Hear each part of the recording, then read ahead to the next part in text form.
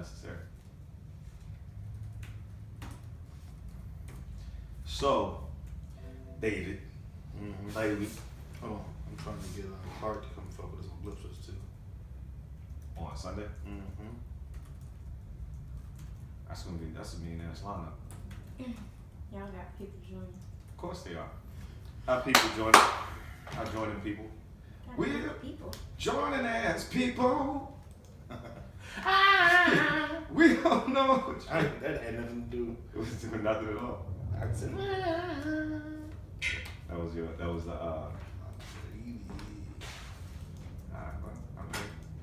oh shit! Lights, camera, action. You know what? That's what we probably should have did was turn the bring the lights in here. I should have brought the lights in here. I apologize for what y'all see. Can y'all see us? Give a fuck. Can y'all hear us? No? Alright, whatever. Turn your shit sideways, that's all I'm saying. That's my hoe! Somebody said bring the light in. You bring the light in. Hating ass hater. I don't even know who that was. You might not be a hater. I apologize. I'm just being an asshole because it's today. That's my. They see and hear you. Okay, good job. That's what I thought. It was just me turning the volume up. Do you see David? You see David? yo, They said yeah. killing these hoes with the lyrical shit.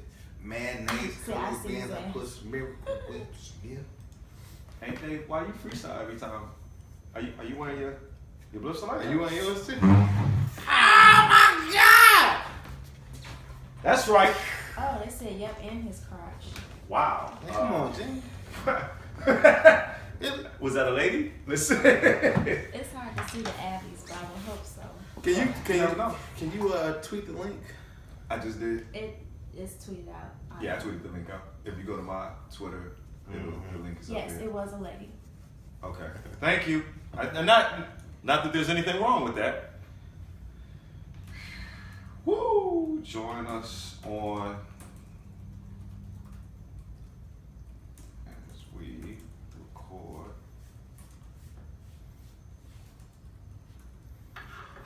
Alright. I'm gonna go by Joe's notes tonight. It's always a pretty. The night before Thanksgiving is always when people are in town, and you just have some of the craziest guests from Joe's notes. Absolutely. Because you got everybody some from the hearts city. and stuff. Huh? I said y'all getting some Those are for Dave. Blipster Black Hipster. Yes, that is for Black Hipster. Oh, okay. It's for the shirts. It's for the shirts. The shirts is fresh. Can they see both of us? Yeah, they can see both of us. That's why I said it was like, bam, bam. You see it? I know you see. Don't. That's not cool. I'm sorry. That's uncool as shit, y'all. I'm hurt that you. Shirts and beards. Shirts and beards. That's what I be calling our gang. We got the 2-man gang. It's kind of. Somebody wants a shirt. We're gonna set that up. We'll talk about that during the podcast. We're setting up. If you haven't, while we're having this conversation, if you could check out blipsterlife.com. You can find all of our tour dates, where we're gonna be in the city, where we're gonna be in the country, and we're about to add one more page to that where you can buy the shirts and stuff. It's gonna be fresh. Michael Robinson wants a shirt, and somebody said you guys would fit in well in Portland. Yeah, Portland is like Michael Robinson. What up, Mike? Baby Blipsters. The little Blipsters, little Blipster squad, little Martin Luther Kings of comedy. They out here. They got a show. What's it called? Black Friday. Black Fridays. Yeah, check out Black Fridays if you're in the city. Google it, look it up. It's aptly named. I think the people that are involved in it they're black, right? Yeah, man. Symbolic. Let's kick it over. The sound check. Knowledge 313 said, "What up, though, Monk?" What up, homie? You know that person? Yeah, that's the homie. Somebody's I from can't- South yeah. Korea on here. That's the homie. Hey, You heard me? yeah. South Korea. Hey, your peoples is coming in from Detroit this weekend. Zoe, Carmen Rogers, and the band is gonna be mostly Collective Peace. They all from Detroit. What up, though? They be here on November 28th. That's DC. Okay, all right. That's cool. Oh, y'all really about to? Wow. One of us would have to change. I should have left my kafir on. Hey. We out here. We doing it. Sound check. You good? I'm good. My mic sound nice. Check one. Oh, I can't turn. Alright. I wish y'all could hear this dope ass music that I'm about to play. It's not really that exciting. It's just Kendrick Lamar's "We Gonna Be Alright." That's how we gonna kick the show off. Let me know when we're live. Oh, that's what's up. Okay. How about that? Well, ask me no fucking questions, y'all. Why your YouTube all got all these questions and shit, man? Yo, YouTube is racist. What do you mean? Kendrick I don't know. Lamar. I might just have him add that in. You know what I'm saying? Oh, When we just start live. Yeah, might as well. Yeah, we just started live. Alright, you know, mic check, mic, Dave? Your mic check 1, 2. You can hear?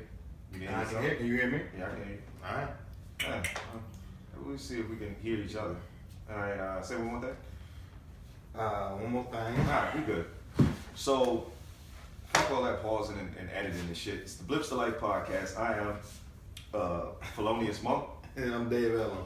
And we like to talk about like the shows and shit we have, talk about comedy, talk about fucked up shit that happened to us this week. But there's something, because we're in Chicago, we will be remiss not to talk about Laquan McDonald's video being released on Tuesday this week. And, you know, the reactions. Like, Dave, did you watch the video? Yeah, I saw the video. I usually avoid watching those videos because you've seen too many of them. You've seen Walter Scott get shot. You've seen the Eric Garner shit. Like at some point, it starts becoming like murder porn. Like like a snuff film. yeah, like we watching. Yeah, and a little bit. And it doesn't do anything, but it makes us angrier. You know what I mean? And in addition to making you angrier, you start to feel like, well, what the fuck can I do?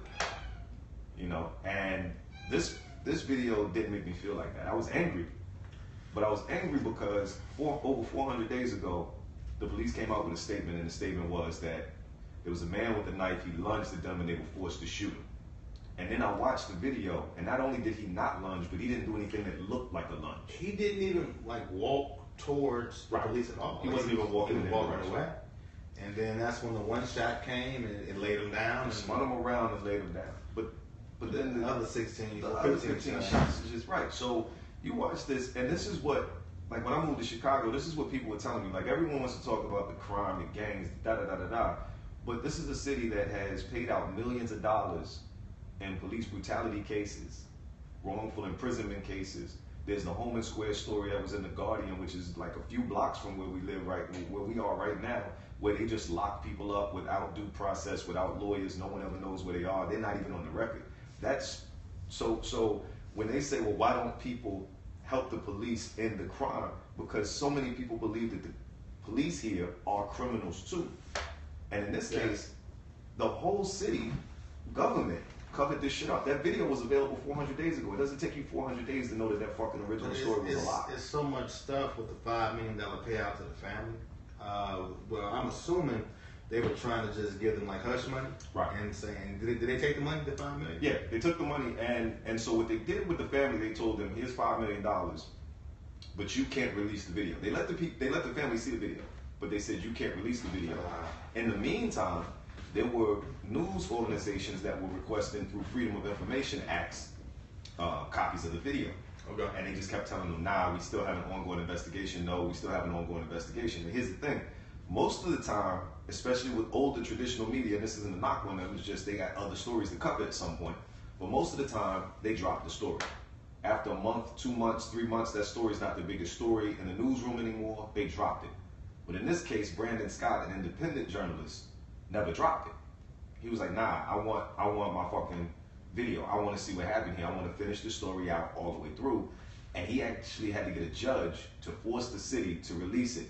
The second the judge said, you have to release the video, all of a sudden, the officer's name comes out, the fact that they're going to press charges comes out, the police, the mayor starts coming out talking about, don't everybody be peaceful. But if that judge had never said, we're going to release that video, nothing would have happened. Nothing would have happened. And so, all of the cases where there is no video, I mean, we saw Eric Garner get choked to death on live TV with no indictment. So, if there is no video, And they said this is the first time in the history of Chicago that a police officer has been charged with murder, even though they paid out millions and millions of dollars for Right. So yeah, I mean, when you talk about Chicago, when you talk about the violence in Chicago, and you talk about people working together with the police to help them end the violence, which police? How am I supposed? Which police am I supposed to trust? Which one do I go out there and go, oh, you look like a good police officer? You don't look like you have herpes. Like, I can't fucking look at a police officer and know that he's not Jason Van Dyke. I don't assume they all are, but I don't assume any of them aren't either.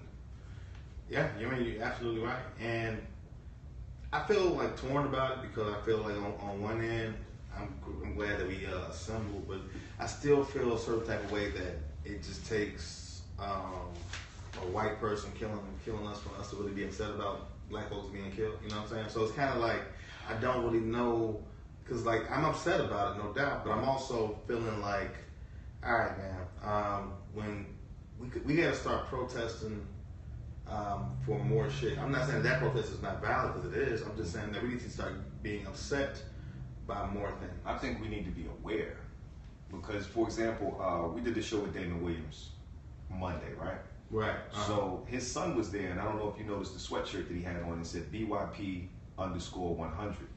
Black Youth Project protests, and they don't just protest police killings. They protest gang violence. They protest. When they removed the mental health facilities from the South Side. They protest school closings.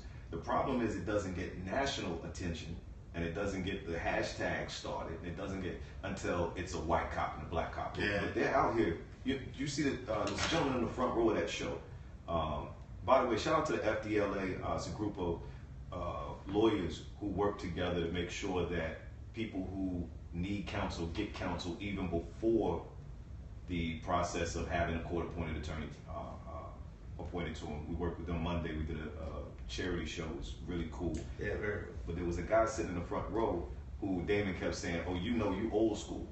That guy is a former gang member, did 27 years in prison, and now he's out organizing to help stop gang violence.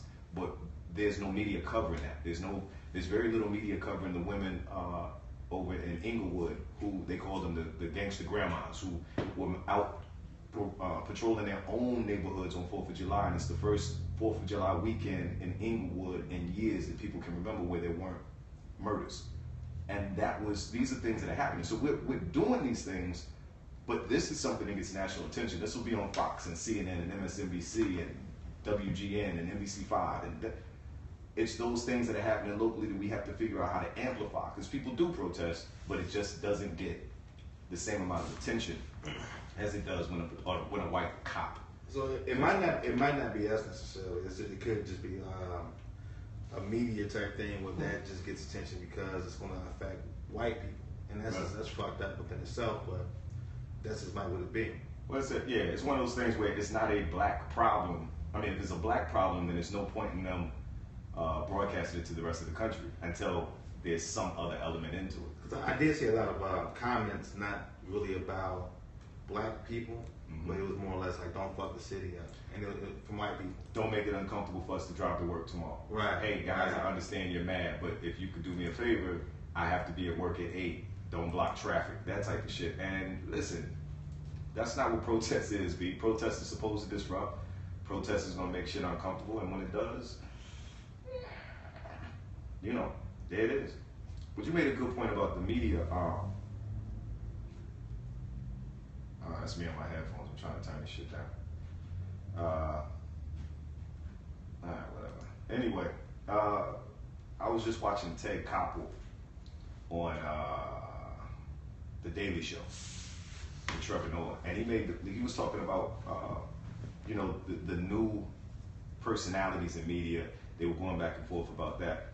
But there was something I read today in Rolling Stone magazine. Yes, I still read. Fuck y'all. Something I read in Rolling Stone magazine, and it talked about how news has now become commerce, where each one of these news stations is trying to sell you something that you want. So Fox News is selling the right wing the perspective they want. MSNBC is trying to The offer liberals. the liberals what they want, and CNN wants to We're in find the middle. Right, We're in the middle They're ground, in you the fucking know. middle. They just want to watch planes and puppy videos. But you see my point, that it's all an advertisement for something that you already believe in, and It's playing to an audience. it's playing to an Just audience. like with comedy, like, you know, you have certain clubs who want clean, Right. American mainstream comedy, Right. zanies, and you have some comedy clubs that appeal to more of a urban side. So it's just, and they know that's their crowd, and it's the same way with these goddamn news stations. And it's something. But the problem with that is just like with it, and that's a good analogy talking about comedy. If you go back to the heyday, I would say, of comedy, when the clubs really started just popping on the scene in the 80s, there was no urban scene. Black comics and white comics worked clubs, and if the comic was funny, the audience remembered they were funny. Right. And then they gradually started to say, well, there are some people who like this kind of comedy. Let's have a night for them. There's some people who like this kind of comedy. Let's have a night for them. And it dumbed down the audience. It made the audience worse because the audience came to expect what they came to expect. They never saw anything new. They never got any different information that challenged their own preconceived notions about comedy, and it hurts them. And that's what happens on the news when Fox is not honest enough to offer the opposite opinion without attacking it before they offer it. When MSNBC offers the right's opinion as a lie from the beginning, we're not better for that. We're dumber for that. And so I understand why millennials, the younger people in general, are like, fuck the news, I'll find it myself. And that's, you know, that's terrifying, because the less you know, the easier it is to control you. That's why you're starting to have more media outlets that are just simply social media related. You know what I'm saying? And that really is where people see their news at. Yeah. And Shout out to Touch Vision. Shameless plug, my nigga. Shameless plug. actually, I found out that Malcolm London, that he was freed and had his charges dropped through Touch Vision. Actually, they had put a tweet up about it. Yeah. So you all are doing something. That's it. That's a team. Now, that's the thing about a local news station that can go down there and address it on social media. Like, people didn't find out, if you just watch TV, you didn't find out that Malcolm London was free until 6 o'clock news. We had guys out there periscoping. You had guys out there doing vines. And like you said, we were able to tweet that information out first. And I first saw that happening with Wesley Lowry down in Ferguson, where people said, fuck watching the news coverage of it because I'm only getting a part.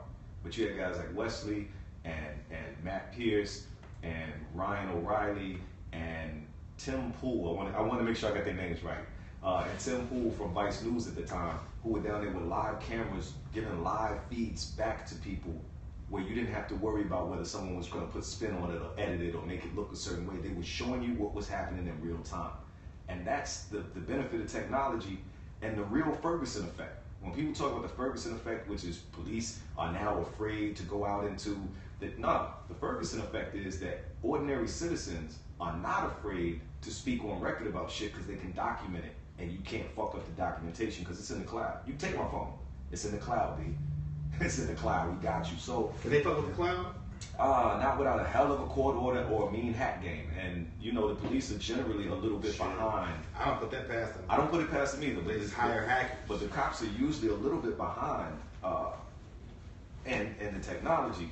And we'll pivot here a little bit and kind of talk about that technology and where that shit is taking us. And we'll talk about it in terms of comedy.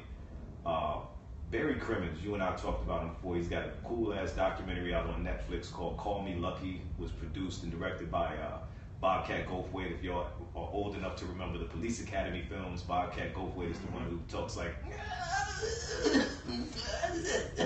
That's how he talks. All right, whatever. That was all an act, though, wasn't it? Yeah, that was an act. I talk to him regularly. He doesn't talk like that. I thought he had thought he had a speech or something. Yeah. Yeah, nah. But one of the things that the documentary covers is Barry's fight against AOL chat rooms that were freely posting child pornography.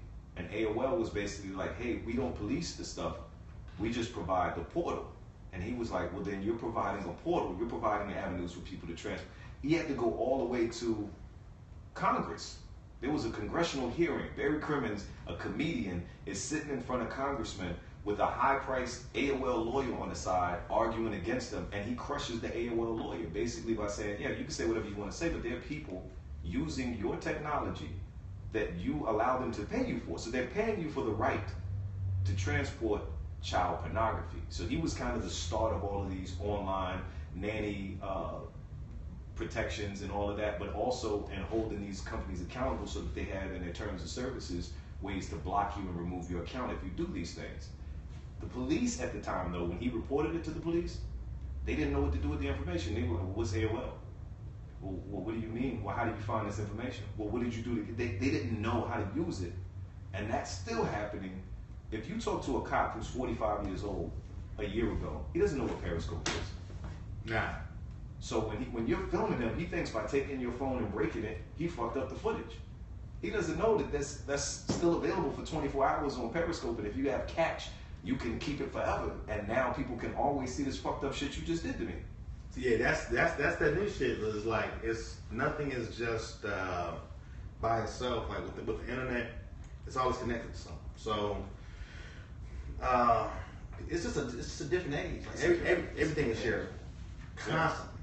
Brent Moran has a bit, and I don't know the whole bit, but he's got a bit. He was like, yo, technology is fucked up. You should not be able to get drunk in your room with the door locked and still fuck up your whole life. Like you in a room with your phone, the door's locked, you drunk as shit, and you decide to send an email off to your boss. Yo, fuck you, Ted. You couldn't do that shit 15 years ago. If you were drunk in your own room, you were safe. Worst thing you could do is pass the fuck out and vomit on your sheets. See that's why people think like the world is worse now. Yeah, it's not worse. It's just we just see the shit. Right. It's more. It's less integrity. You know what I'm saying? That's all that shit is. And it's a bunch of people acting. It's a lot more actors now. The more eyes are on you, the more aware you are of your behavior. Whereas before, there weren't women who were changing their appearance to fit some ideal. There weren't guys out there who were saying and doing shit like calf implants. Fuck you mean? I just wear long pants. But now you have to meet this ideal because Instagram is there and it shows everybody perfect and Photoshop is there. I was just thinking about how like we are becoming a lot more vain as a society due to it's more and HD. It's seeable. It's visible. Yeah, look at HD. That's well, fuck it. It is tonight. Okay. Take HD for example. I love doing TV work. It's fun, right? HD shows all of that shit. But fam, I hate makeup. And like in New York, there was an argument every day. I'm not wearing makeup. You're wearing makeup. I'm not wearing makeup. You're wearing makeup. Because there's these dark lines and it shows horribly in HD. And I'm like, fuck y'all, I'm gonna do it. And every time I would go on air without makeup, they would get mad complaints. I'm not an ugly guy, but they're not used to seeing who would complain? Like viewers would complain, not they.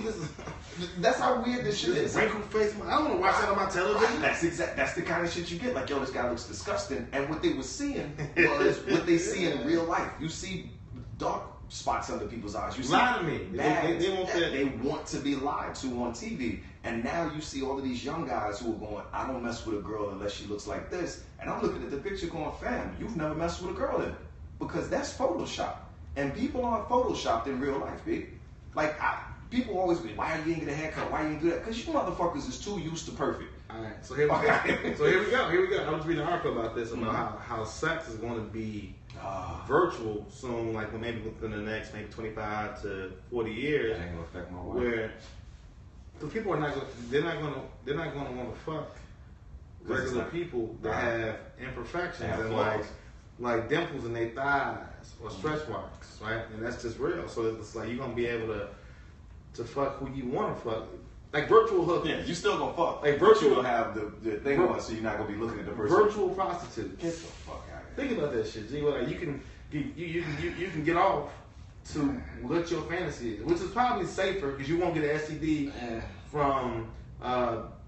And honestly, anybody who is that from your wrapped up hand in vanity, then we probably are okay without them procreate anyway. But for the rest of us, like guys like me who grew up, I was born in the 70s. I'm old. What if they made that? I was used to like hair on the pussy. So like when I got to this age where people were like, oh my God, that's so gross. She a wolf pussy. I'm like, wolf pussy? What the fuck kind of women y'all got that? And like shit, this is just shit that shifted. You know what I mean? Like this wasn't no normal shit. And you see this shit progressing. There's gonna come a time where people are gonna only be willing to have sex with you if you're a guy, you're gonna have a 6-pack with big muscles, and your beard is gonna have to be perfect, your teeth are straight, and no more imperfections. If you look at models, even models from the 70s, they had flaws. If you look at the teeth of your favorite movie star from the 70s in a 70s movie. Let's take it a step further. what if you could create an image of yourself? The perfect version of And yourself. you don't really. It's like like a hologram It's shit? like the Matrix, where you exist in the physical world, but you It's are. really- Your life is just a perfect image of who you want to be. Right? Yeah, we're not smoking weed either. This is just like a regular conversation. This is I don't know just- what just happened. No, but think about that, and you would have sex through that person. You know what I'm saying? But not just, you know what though? Not just having sex. Interact. Your life That's would what be. I'm saying. I think we're closer to that right now than you might think. Because I think if you read people's tweets, that's for a lot of people who they see themselves as, not who they are, but who they project themselves to be. And then you meet them in real life, and you're like, "Yo, fam, you can't even communicate with a human being in real time because you're awkward as fuck." Like people didn't, you know what I mean? Like have you ever seen someone tweet something, you go, wow, they're articulate as shit. And then you meet that person and they're like, because they don't have that time to craft the perfect response. Instagram photos. Then so we're Like, becoming. you look fucked up, yo. Right, you're a regular person. And they don't look fucked up. They look like regular people, but our version of what regular people looks like is skewed now. Their version that they created was filtered. The version that you created is filtered. So if you look at it now, we're actually communicating angles and shit. Like you got you can't take. I took a picture with a young lady after the show last weekend. When her shout out to, if you watch it on Periscope, by the way, man, that was really fucked up that you let your old sugar daddy go to the bathroom, and then as soon as he did, you came over to me and was like, yo, can we take a picture real quick? And then when he came out, I was like, yo, get in. She was like, don't you get in. It was fucked up. But anyway, she made her sugar daddy take the picture. And then she looked at it, she was like, this is fucked up. Hold it over our head. You gotta get the angle right. Right, so it shows the world I'm not fat. Right, it cuts your chin off. It shows you at a better angle. And I get it, I understand, I've seen it, but the problem is we can't keep presenting this fake image of ourselves to people because once they reach you, right? We're talking about relationships on that side. Day of story time. When people can't have a relationship, it's because you aren't who I thought you were. Well, that's because you thought I was this motherfucker that I created. And now with filters and Photoshop and angles and all of these other different things that you do, plus giving yourself 10 minutes to craft the perfect response to what somebody said to you, now you sound like the person, Cyrano de Bergerac, we'll talk about that later, but you crafted the perfect, I don't know. it's cool. It's, all right, real quick, Cyrano de Bergerac, the guy was uncomfortable speaking to women. Cyrano was basically a poet, and he wrote things for his friend to say to this woman. The woman fell in love with the things that he was saying, but she was really in love with Cyrano. Cyrano had the big nose. Oh yeah, that was that. Okay. It was Steve Martin movie. Right. They did this. Okay. So boom. So you're falling in love with the poetry of this dude with the big nose, but now the dude with the big nose is able to take pictures so that it makes it look like his nose isn't big. Everybody's feeling like they're getting lied to. No one knows what they can believe anymore. Yo, we all getting catfished. We all getting catfished, and you getting catfished so much that you start to think that regular people look fucked up, and regular people look like regular fucking people. And I'm gonna tell you, if you taking 15 different shots to get the perfect image, you are catfish. You are a part of the problem. Yeah, I'll leave my bullies in my notes when I take pictures. I went out with a girl a couple months ago, and she was like, "Before we meet, I'm gonna let you know that you're not gonna like me." And I was like, "Why?" She was like, "Cause all that shit I be posting on my Instagram." She said, "That's what you like." And then when I met her, I was like, "Yeah, you do look fucked up." But she wanted. No, you told her she looked fucked up. But yeah, No, she didn't really catfish you as much as she catfished everybody else. She goldfishing. She go.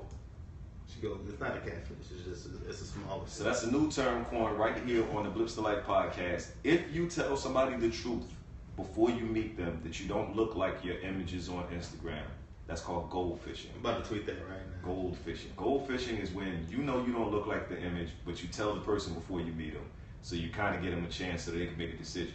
Goldfishing. Goldfishing, motherfucker, tonight. Don't catfish goldfish. Side note: no one eats goldfish. Hey, that's gross. True. That's pretty disgusting. But anyway, what else is going on, man? Donald Trump is a whack job. Oh! I tell you what, the dopest shit going on in the city. And this will air Friday. I was waiting for you to go into it too. We have Fontigolo, hosting in Chicago. We bringing him back to make his comedy show debut. That's what we doing. We bringing Fonte from the Foreign Exchange and Little Brother to Chicago, to the Promontory, Wednesday night, December 2nd. Tickets is $20. The link will be up in this motherfucker. It's gonna be popping. Fontigelo's flying in. Matron, he said he don't want number some heralds, but I'm gonna get my wife to make him some quinoa. You know what I mean? Because cats from North Carolina, y'all fuck with quinoa. You will when you come to motherfucking Chicago. Wait, come on. So you gonna have somebody in from Chicago, and you gonna offer them quinoa, nigga? Like out of all the things that you can eat in Chicago, for one night, which is like fucked up fatty Chicago shit, but for one night only. You know what I'm saying? They should get the best of that. You're not gonna die the next day, though, right? Huh? You're not gonna die the next day, right? I mean, I'm saying people don't necessarily. I'm not knocking the quinoa either. I'm just saying that. Hey, you my brother, man. I care about you. All right. Now, if I had a choice between, if it was your last day on Earth, I would buy you all the fucking Popeyes and Harold's and mild sauce, whatever fucking you wanted to eat. But if you were gonna live for a little while, quinoa, nigga. Because I care about you. So you gonna bring Fonte some quinoa and what? It's gonna be like some quinoa, probably some what are those beans? He asked for Harold's, right? He doesn't know what he wants. Nigga asked for Harold's. Nigga asked for Harold's and said, no, nigga, we got some quinoa. I will be upset. All right. I saw Ninth, All right. Fonte, and Rhapsody at the Abbey pub, and they had Harold's for the first time, and he was very happy. Yeah, he likes that. He told me just get him some Harold's. Yeah. So I'm gonna get him some.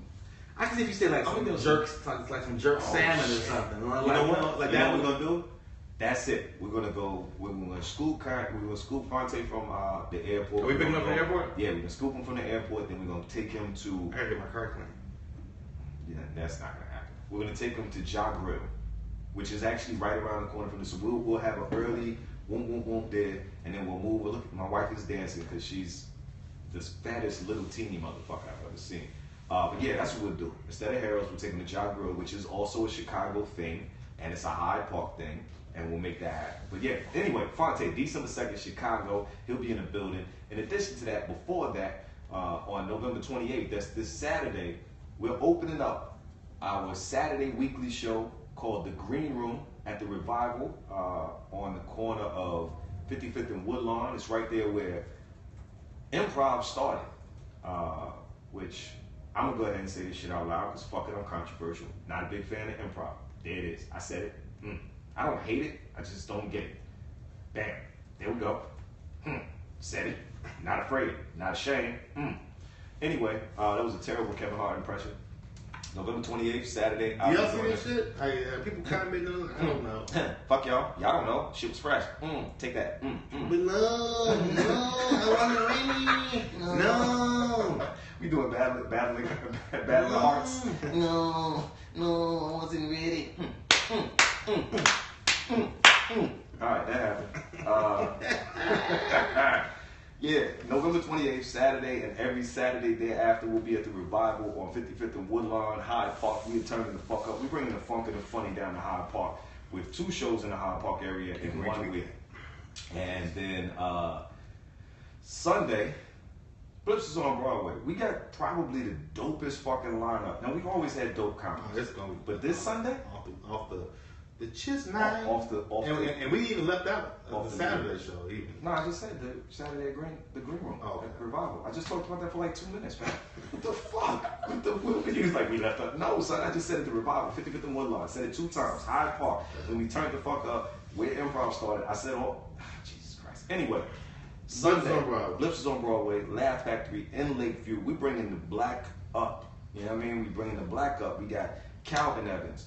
We got Michi Hall, Marty DeRosa, Chris Red, Felonious Munk, Dave Helem, and we might have another special guest. I didn't say his name. We do have another. We do have another. Can we say his name? Yeah. Can we say his name? We got Clark Jones. We got Clark Jones from Brooklyn's Knitting Factory. Took over the Knitting Factory after Hannibal Buress, turning the fuck up. So listen, Chicago, this is about as black as the Sunday night has ever been at the Laugh Factory in Lakeview. If you can't make it Saturday, make it Sunday. If you can't make it Saturday or Sunday, make it Tuesday, make it Wednesday, December 2nd. And if you can, make it to all the motherfuckers, because it's gonna be funny every time. Wednesday show, we're gonna have a live band in addition to having Fonte. We're gonna have Sam Trump. He's gonna be playing with his guitarist. right? Guitarist, yes sir. He's gonna be playing with his guitarist and singing live, singer-songwriter Sam Trump. He's bananas. We're gonna have Joey Villa Gomez. Just Niche is gonna be our headliner that night. She's fucking hilarious. I've seen her kill every time I've seen her perform for probably the last 6 or 7 times. She has destroyed it everywhere she's been. It's going down. Saturday night we have Becca O'Neill and what's the La Van Gogh? LA Van Gogh. LA Van Gogh. Who was super dope. Super dope. Mike Robinson was like, "You got LA Van Gogh?" Yes, Mike. Mike. We got LA Van Gogh. That's how we get down. Hater. Okay. That's my shit. That's my shit too. We're gonna keep it on it. So anyway, all our shows is fresh. Oh, I'm sorry. Yeah, it's just bananas. All our shows is bananas. If y'all haven't caught any of the shows, I don't really know what the fuck is wrong with y'all. And we also got some other dope shit coming up in the future. We going back to South Bend, Indiana. We working on a show in Milwaukee. We're working on another show in at the Museum of Contemporary Arts. We're working on some shit on the East Coast. Just go to blipsterlife.com. BLIPSTERLIFE.com. Go to blipsterlife.com. Register so you can get the emails anytime we have a new show, and the tour dates will always be there as well. You'll always see if we can come to your city. And if you want us to come to your city, go to the last page, the contact page, and send us a message saying, "Yo, we want you to come out here," and we'll try to figure out a way to get there. I want to know what the people are feeling right now. I know it's Thanksgiving is tomorrow actually. It is. And this will air after Thanksgiving, but y'all know what it is. Yeah, I just want to, like, if you all are listening right now, or periscoping, or if you're watching the Periscope, the live feed right now, at me a monk on Twitter and let us know just what things you are looking forward to Thanksgiving. Because I'm looking forward to seeing. I hear myself. I'm fucking with Dave. He's uncomfortable. It's fine. Please stop this. You don't want me to do this anymore? I don't know what's going on. This is bothering I'm you? hearing the echo. I don't like it. Alright. Can you hear yourself now? No. Alright. Stop crying. Jesus. Why do you keep doing that? I'm looking forward to seeing my uncle. And my uncle lives in my grandma's basement. And my uncle has been on heroin on and off. This is Dave's story time. This is no introduction. An impromptu Dave's story time. Just bring it in. My uncle has been addicted to heroin for a long time, but he's also a vegan. So, like, what's crazy about my uncle? Wait. Yeah, I need you to repeat that. He has different disciplines. Like, he won't let you bring meat on his plate, but he's probably ate some meat on the street because he needed money for a hit. But anyway, but he tries to give me advice about my life all the time, and then I think he forgets that he lives in my grandma's basement. And he's addicted to heroin, so he's like, you know what, nephew? Like, I see you out here eating all this meat and all this other. He said that should kill you. I'm just like, yo, just because you got the kufi on right now does not mean. And I don't even know where he got the kufi from. It's not one of them like Muslim kufis. It's one of them like Marvin Gaye. Let's get it on kufis from. Actually, he probably got it from 1974. Right. Anyway, let's get it on. And it's funny because before Kevin Hart went into that story, like my uncle was the first dude in my family who was like selling birthday cards. Like, birthday cards would come up missing a lot with money in them. And we knew it was him. Son. But he's a good dude, you know what I'm saying? Like, great at basketball, you know what I'm saying? Like, good ball. His daughter at a very prestigious HBCU right now, you know what I'm saying? Like, he was very smart. He still is very smart. Got the beard? Yeah, he got the beard. He's the Marvin Gaye if Marvin Gaye hadn't got shot by his father. Yeah, man, but that's what I'm looking forward to for this Thanksgiving, man, because it's just one of those things where I don't get to see him come out that basement very often, right? And I miss him, so because I don't go over there, man. It's like when you got like crackheads and people like that, like they hang out with other crackheads. So, like, you go over and it's like a scene from The Walking Dead, but everybody's still alive. But it's just a bunch of hypes. And my grandma don't live there no more, so I don't go over there. Hypes is a Chicago word for crackheads. Yeah, it's just a bunch of people that I'm scared of, and they friendly people. They be drinking stuff like Bud Light, and I mean not Bud Light. Bud Light is that's the real version. What's the shit they got? They got like Natty Ice, like Natty Ice, Rolling Rock and shit like that. no, the Rolling Rock is too good. Like the shit has to cost 99 cents at most for a 22 ounce, right? Where it's always on the borderline of beer and malt liquor. You know what I'm saying? Like you don't know what it is. But Natty Ice is like 99 cents for 22 ounce. I know this, right? I've been there. That's awful. What are you looking forward to? I don't even know if you all like really get down. Turkey wings. That's what y'all doing for Thanksgiving? My mother-in-law is making jerk turkey wings. I just found this out today. My wife tried to say that shit like that was some old random shit. She was like, "Oh yeah, Y'all going out there? They coming over here? yeah, we're going out there." Jerk My mom just got a turkey? new. It's not. My mom just got a new stove, so that's the thing. Shit. That's the thing that you care about when you get married. I think. I don't know. Like for me, if someone's like, "Yo, I just got a new stove," I'm like, "This is fucking you got a new stove." But now I'm thinking about it as, you know, my mother-in-law is gonna be cooking on this new stove. Like they firing the shit up now. And she was like, "Yo, should I make the jerk turkey wing?" And my wife, you know, being selfish, didn't even think about me. She was like, "Yeah, I guess." And the reason I say she was being selfish is because if she had thought about me, she would have immediately said, "Fuck yeah, monk, turkey wings, jerk, let's go." But she didn't. It's cool. She eventually told me about it. So I'm kind of, as soon as we finish recording this, I kind of want to just hop on the blue line and go get some of these turkey wings as they marinating in that jerk sauce. They're not ready yet though. That doesn't matter. You got to be there when they first come out the pan and make sure that they fall off the bone correctly. Pause. Oh yeah, listen. You know what I'm looking forward to? The same thing I look forward to every Thanksgiving, and that is just really getting around people where they relax. Because that's the time. You know, anytime you get these holidays, Christmas, people always, "I don't celebrate that." You don't have to fucking celebrate it. Celebrate your family. You know, this is an opportunity, like you said, I'm gonna go see my uncle who I never get to see and have a conversation with him. Shit's gonna be amazing. You're not thinking about pilgrims and indigenous Americans getting slaughtered. We can think about that 364 days a year. The Thanksgiving Day, which I don't know if you can call it what you want to call it, but just appreciate the opportunity you have to spend with your family. And again, you can have that conversation up to that day. You can have it on that day if you want to. But as far as me not celebrating it, I celebrate anytime I get a chance to see my family and people that give a fuck about me because it's so rare. You from the East Coast, your family. That's why I appreciate her family as much as I do. Really? I don't know, G. My family, look, most of Chicago has a direct correlation with Mississippi. So Right. we can be kind of country in Chicago. And I've seen my family like physically fight over the last chitlins that were in a pot. So I don't look forward to seeing this shit sometimes. Like I remember when I was like practicing Islam and I was a Muslim and they had made some like somebody had made potato salad, right? And I'm excited. I'm like, I can at least eat this because I know some pork in it.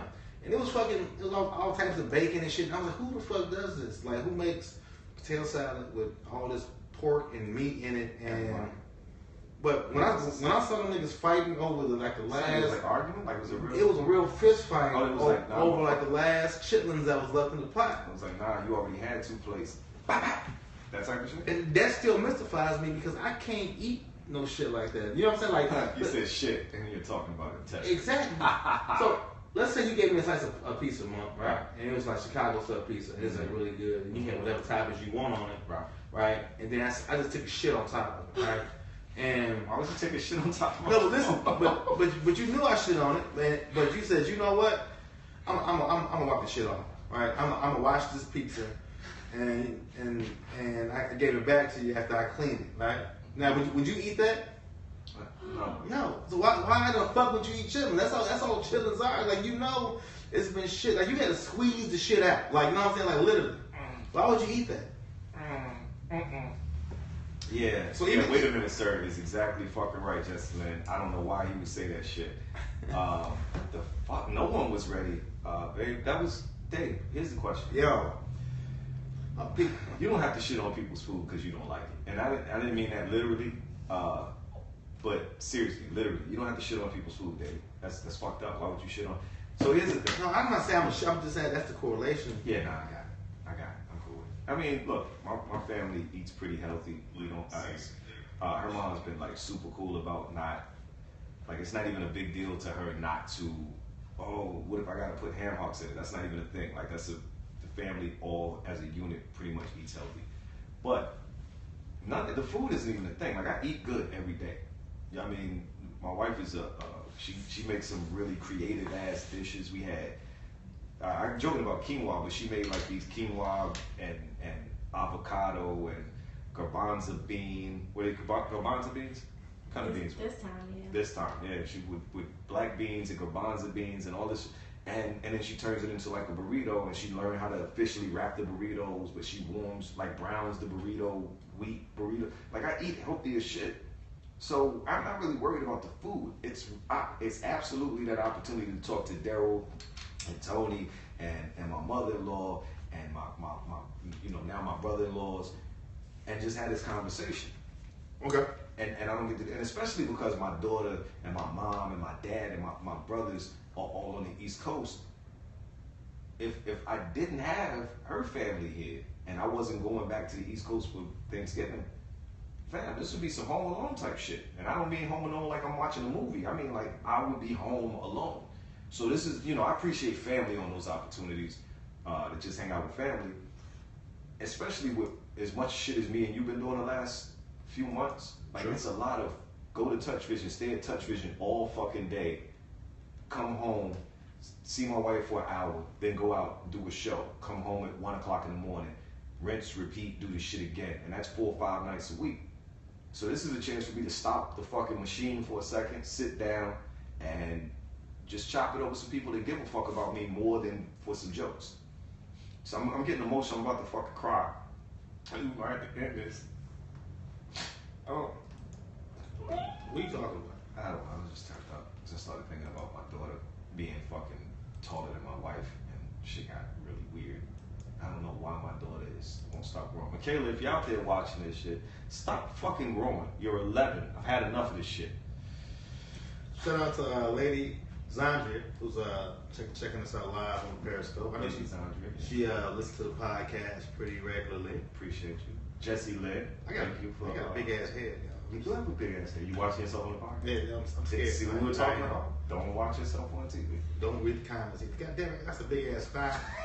My thigh, I cannot wear these pants no more. What's hilarious is they started talking about your crotch, and I see you put the hand and you pulled the ladies move where you just like put your hand casually in your crotch area so nobody can see it. I have what's that disease with you have like swollen balls? Like I don't want to know. Elephantitis. Yeah, I don't think I have elephantitis, but it's just from tight ass pants.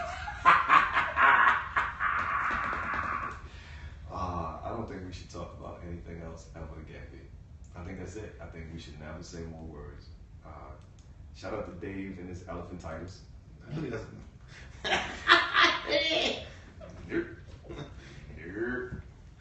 So, yo, you sent me something today that was kind of cool too. Yeah. That was dope as shit. Yeah, so Dave's story time part 2. You should tell that story. Okay, I'm gonna tell that. From the original, from that night till now. You should tell what happened that night. Oh, at the hideout? Yeah. Dave's story time. Okay, here's the official Dave story time. But I wouldn't get on talking about my crackhead uncle? No, I thought it was he's not a crackhead, he's a heroin addict. That's different. It's dope for you. Okay. My bad. What up, Mom? Boy ain't girl, Dave. Boy ain't girl. Ah, okay. Only drug addicts know what I just said. I don't know what the fuck you talking about, Jay. If you call it crack the boy and heroin the girl? Heroin is boy and coke is girl. Crack is cocaine. They just like the heroin's just harder. Heroin is hard. Yeah, well, heroin is boy, I guess, because it is a harder. Yeah, probably it's harder. But girl is you got any that girl means you got any coke, and you got any that boy that means you got. Yeah. I'm going to run after this show. Dave story time part 2. So me and Monk, I asked Hannibal Buress. I was like, "Hey, you at the hideout? Can we slide through?" And then he said, "Yeah." I put you on the list. And he said, "Yo, you want to do some time?" I said, "Yeah." And he said, "Ask your boy Felonious Munk, if you want to do some time." Now, the thing about Hannibal is a lurker. So he might not like nothing that we say on any social media, but he sees it because he's on social media and he reads it a lot and he's up to date with what's going on. So we go there, and Monk goes up right before me. He has a great set. Monk does this thing. And I've been waiting to go in front of Hannibal because I have this joke about Bill Cosby, and based upon Hannibal. And the story, so I'm like, yo, I cannot wait to tell this story. Hannibal for Black Dave, how that was the most fucking amazing joke about something that I started in my life, right? So I go into the joke, and Monk says, tell them what Hannibal says to you. So Dave starts telling the joke, and immediately Hannibal makes this face, and you know Hannibal doesn't really have a lot of expression at all. But he looked at me, and it was the most emotion I'd ever seen on his face, and he goes, "He's just gonna fucking say that right in front of me? He's just gonna step on my joke right in fucking front of me." And shakes his head, and I look at him and I go, I mean, because I didn't know what the fuck someone would be like, yeah, Dave's a piece of shit, or fuck your joke, or what. I didn't know what this. I just looked at him and I was like, he's telling the joke, sir. Listen to it and enjoy. So anyway, I get off stage, and it wasn't my best set either. It was kind of like, I don't know if Dave was ready to see Hannibal or what. It wasn't. Maybe I had drank too much. I don't know. It wasn't what I would normally do for what I do. Right. So anyway, Hannibal comes to me immediately. He was like, "Yo, you stepped on my material." And then he wasn't even like tripping about it. But me, the drunker I got, the more emo I got about it. Mm-hmm. So I like texted him. While we're still there, by the way. Yeah, I'm doing all this texting like, yo, my bad, y'all. You know what I'm saying? Like, he's still in the building. We're still in the building. Well, actually, we're in the parking lot. We're in the parking lot talking to that white chick that was. The lady that tried to get you cheap freestyle battle and called you fat. Yes. Oh, yeah, that's what happened. Yeah, she was like, I'm in the Windy City. You got titties. Something like I don't. Something that she said you got titties. Something that fucked me up, right? Because I don't deserve that. You didn't deserve that, and you were drunk, right? So anyway, I keep tapping Hannibal. He's like, yo, finally, stop being emo. Like, it's cool, and I ain't hear think he said that. I think he just said, he didn't say it was cool or nothing. He was like, yeah, stop being emo, nigga. Mm-hmm. And then that was it. So anyway, so I didn't know where I stood with Hannibal, and then I found out through Monk today, because Monk texted me this screenshot of an article that Hannibal was being interviewed in, and I'm gonna actually read the excerpt to you. And I started screaming in my car immediately because I was driving down Lakeshore Drive today on my way over here. I'm a Pisces, y'all. I can't help it. I'm a fish, nigga. Hi, my name is Dave. Boom, boom, boom. And I'm a Pisces. Boom, boom, boom. Make it through the love beats. Read the shit. Hold on, I got cricket. Hold on. You know, okay. Fair enough. Touche. Touche, my nigga.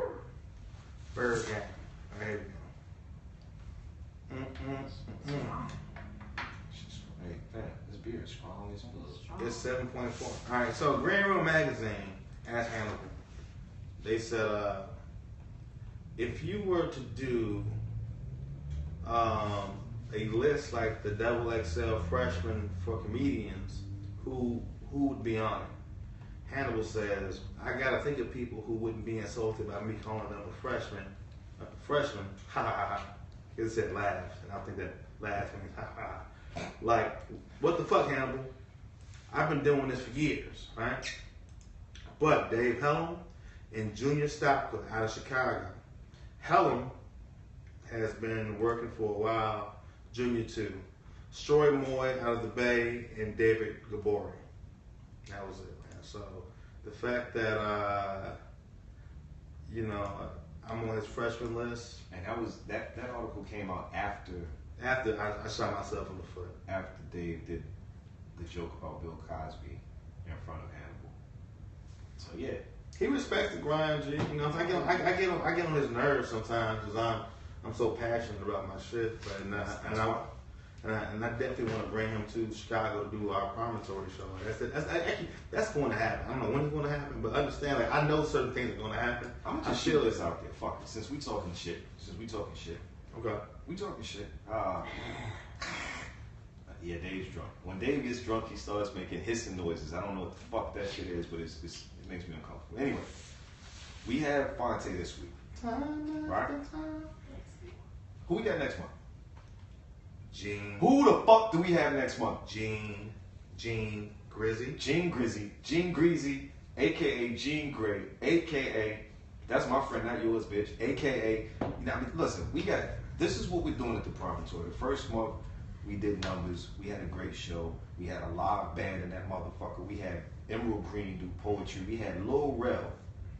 Just fuck it, I'm in the city, drop in. I heard y'all doing fresh shit. He came in and gave us 10, 15 minutes of material. This month, we have Fonte from the Point Exchange. Like, listen, let me just say this. If you don't fuck with us, real niggas fuck with us. That's what I'm saying. Fonte coming to fuck with us. He hosting and making his comedy debut.